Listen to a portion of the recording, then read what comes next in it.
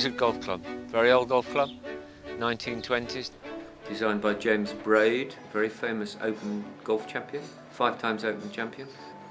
He was then in his latter years designing many golf courses quite prolifically.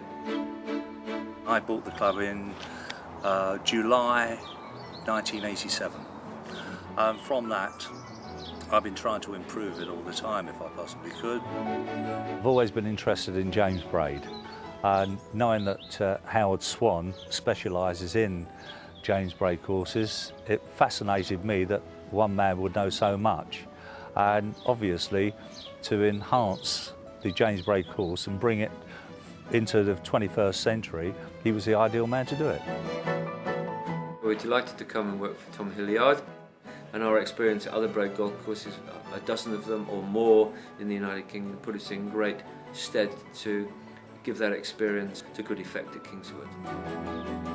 Before the renovations, it was a very good golf course. It's always been a very fair golf course. I think what happened with it, basically with technology, the ball's going further, it's a little bit easier to hit it off the tee, the drivers have got bigger, everything just became a little bit easier, and the par 5s, they become, I would say, par 4.5s.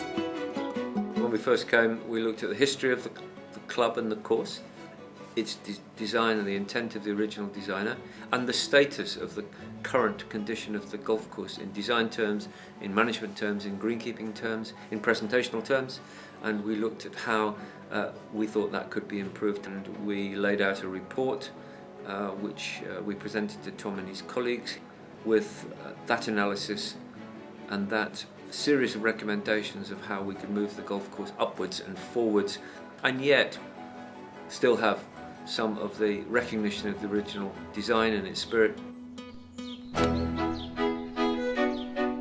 The 5th hole at Kingswood was one of the original ones we decided to renovate, to make it much more of a thinking hole, a little more difficult for people to play. So we introduced these 3 bunkers that you see as a classic Braid diagonal bunkering on a fairway on a par 5, and then changed the original 2 bunkers on the green to 3, which gave you an opportunity to be fair to the lesser golfer, or the best golfer will have a go at the green in 2, but risk everything and get rewarded if they play well.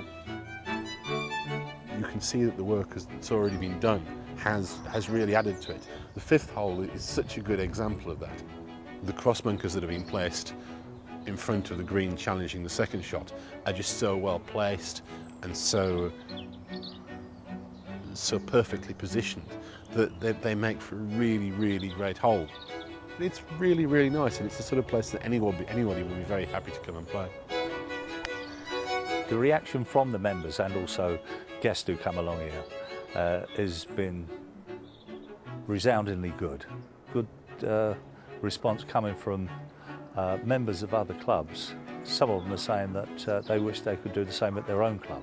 I like to think that we have an honest, open, very professional commitment to whatever we do, and all of us collectively over 60 years experience want to see the right quality of work.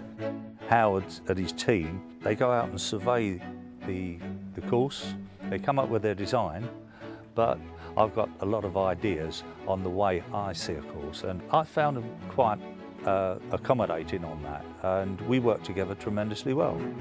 I'm a great believer that we have to couch a golf course, whether it be new or renovation, within the natural environment in what God and Mother Nature provided for us.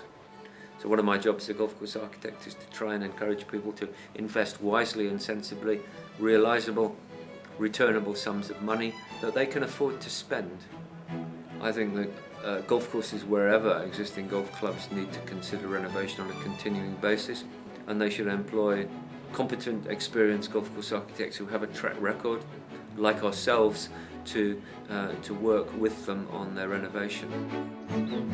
I think it's important to have the rubber stamp of somebody who has got the background.